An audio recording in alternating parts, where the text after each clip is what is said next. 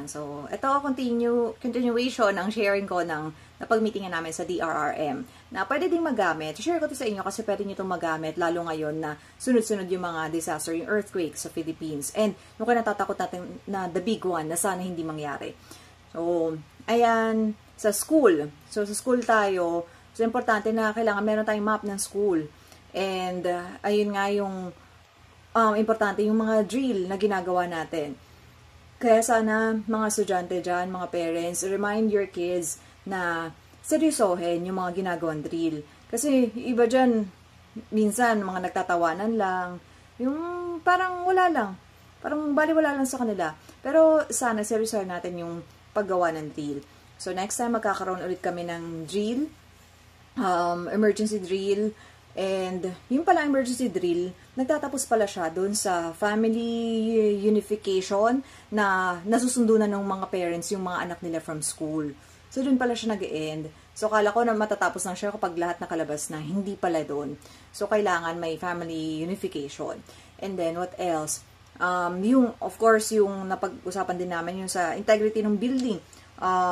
So hindi pa siya na-check ng engineering office ng municipality namin. Kasi siguro sunod, ilan din yung schools na i-check. So, hopefully today, ma-check na siya para makita kung ano yung mga delikado na building na dapat wag nang gamitin or kung ano yung mga kailangan na tanggalin na obstruction sa mga daan in case of emergency or kung ano pa yung kailangan buksan na daan para hindi magka-stampede sa isang lugar lang, isang exit way yung mga bata. What else? So, ito nga, i-share ko din to actually sa Homeowners Association namin kasi malaking tulong din ito dito sa community namin, yung mga ganitong preparedness. And what else?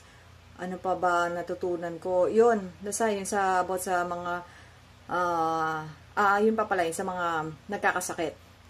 So, sa mga anak natin, kung alam natin na may sakit na sila, nilalagnat, huwag na natin papasukin sa school.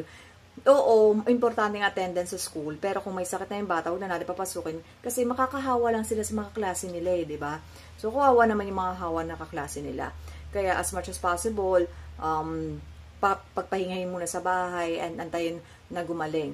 And meron pa pala yung sa foot and mouth disease, meron din pala ito, uso din pala ito ngayon.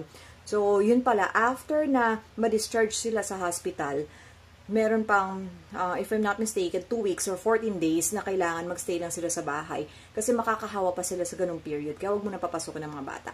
So, yun lang. So, sana prepare tayo sa lahat ng sakuna at mag-ingat po tayong lahat.